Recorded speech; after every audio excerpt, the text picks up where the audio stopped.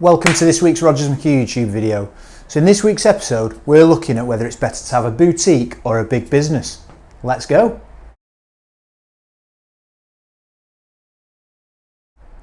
Welcome to this week's Rogers McHugh YouTube video.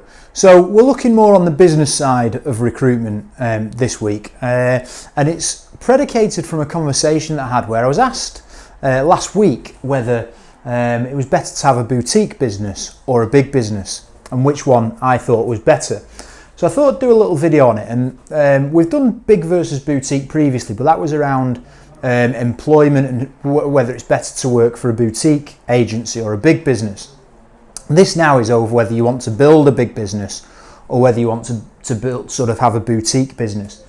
So there's a few things there that I've listed down. We've got 5 sort of reasons why I think it's better to have a big business. The first thing that I would say is that if you are building a recruitment business, or a lot of businesses really, but if you are building a recruitment business, you either need to be super niche and have a boutique where you employ 3 or 4 people, or a big business. Once you get to 8 to 10 people, sticking at that level isn't massively profitable. Obviously it depends how much they're all billing. But once you kind of get to that level, you get churn, you need a layer of management in place to support you, because when there's 3 or 4 of you, you can all sort of sit around a desk, you can be bouncing off each other, you can hear what they're doing. Obviously as it gets that little bit bigger, you're slightly more out of touch, there's a little bit more admin that goes in with the business, there's more cash that's required. So for me it's boutique, and that's why I've not put sort of the middle size in this conversation. So for me it's either boutique where it's 3 or 4 people, or you go big and you get past that pain point of the 10 members of staff, which I think if you look at recruitment is the hardest sort of ceiling to push through. So why do I advocate for a big business? Well, the first thing is that there's less impact if one of your big billers leaves. So if you've got 3 or 4 people billing, let's say you've got four consultants working for you and they're all doing 200 grand each. If you lose one of your billers, you're losing 25% revenue overnight of your turnover, of your revenue, of your margin. If you've got 100 billers and you lose one of them, even if it's one of your big billers, the drop off isn't going to be anywhere near as much as 25%. And obviously you can look at recruiting to cover the clients that consultant was working with. Invariably you won't get all 25% of the revenue back. So if you're a boutique, you might start trading with a few of the clients that they used to work with. You might get 10% of it back, so you lose 15% of your revenue. You're not going to lose anywhere near as much of that if you're a big business. If you've got 100 billers and you lose one, it's not catastrophe. If you've got 2 billers, and if you've got 2 billers plus you in the business, for instance, you've got one biller that's doing 100 grand a year and one biller that's doing 300 grand a year, you really bending over to appease the 300 grand biller, because the minute you lose them, that's 75% of your revenue gone, and you're massively under pressure at that point. So there's definitely less impact if you lose big billers. And let's be fair, it doesn't matter whether it's recruitment, whether it's a hotel, whether it's a restaurant, whether it's a call centre, whether it's an accountancy firm.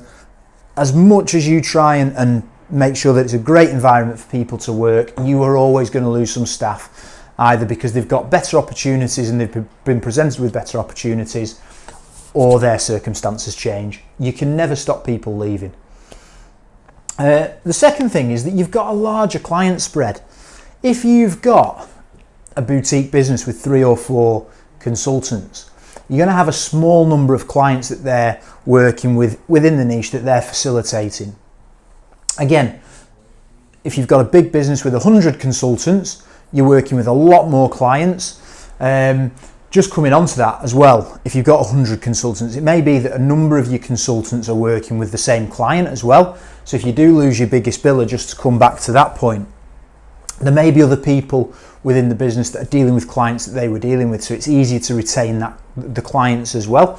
But you've got a bigger client spread.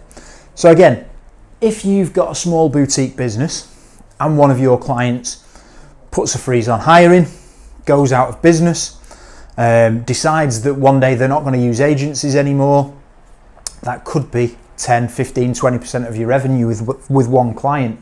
Again, in a big business, you're not going to have that. So if you do lose clients through churn, which again, everybody will do, you want to retain as many of your clients as possible year on year, but there will always be that natural churn, whether they go out of business, whether they stop using agencies, whether they hire somebody else at a senior level and they've got relationships with other agencies.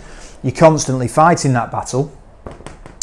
But if it's spread over more clients, again, you're protected a little bit. It's not going to have a catastrophic effect if you lose a client. Number 3, it's easier to attract staff as well. So if you've got a big business and you're hiring and they can see that there's people in the business that are performing, you're more known in the market, you probably or potentially you've got more incentives to offer, or healthcare benefits and things like that, more around the package that you offer. There's probably going to be an element of that that's in place as well that you probably wouldn't get at a boutique. The offices might be a little bit nicer, there might be a gym within the office or whatever it might be. So again, it's going to be easier to attract staff.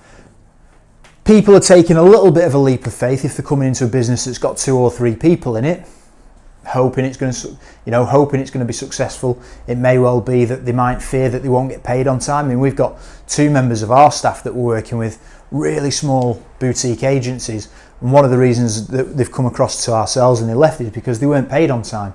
The previous employer, I mean, that's ridiculous. Payday, and the minute you don't pay your staff on time, you lose all credibility with them.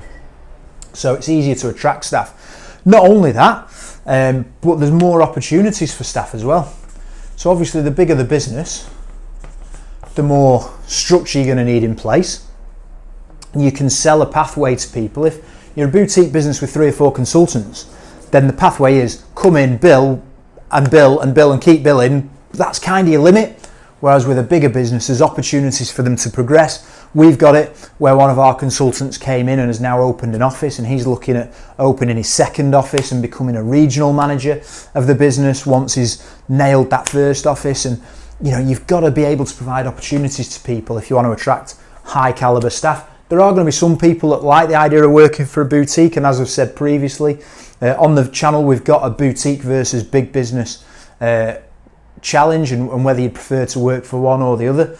It might be worth going and watching that. But if you're wanting to progress, they're going to be attracted to the big business. You're able to hire management layers. So it's not all going to fall down to the founder. If you're in a boutique, the owner, the founder is going to be the one that's managing everybody, that's trying to get the best out of everybody, that's driving the business forward.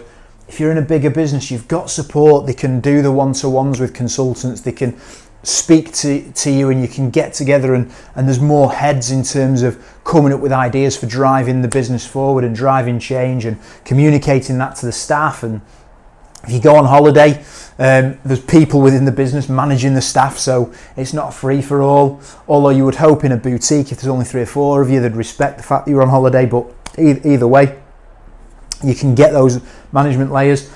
And this is why I think the 8 to 10 level is an issue, because it's too big for you to manage it yourself. It's not quite big enough to have loads of management layers, and if you do bring in managers, they're not managing many people, so the overhead of that manager is quite high for what they're actually managing, so it doesn't quite work out. And that's why I've removed that from this conversation. And finally, you would hope that there'd be more reserves within the business. So yes, you can be profitable as a boutique, but there's probably a limit to what that profitability could look like. It probably is a challenge to be a big business and be profitable, because you've got a lot more costs. You'll probably have a lot more consultants at trainee level and consultants that maybe aren't performing. However, it's easier to build a bigger business in terms of a bigger profit and bottom line. And the bigger that bottom line is, the more reserves you're going to have to invest.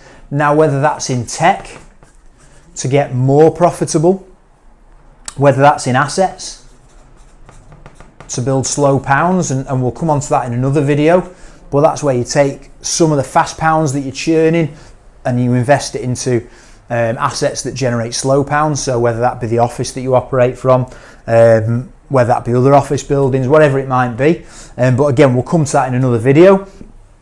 Whether that be more staff, so you can take a risk on some consultants that you may not be able to if you're a boutique.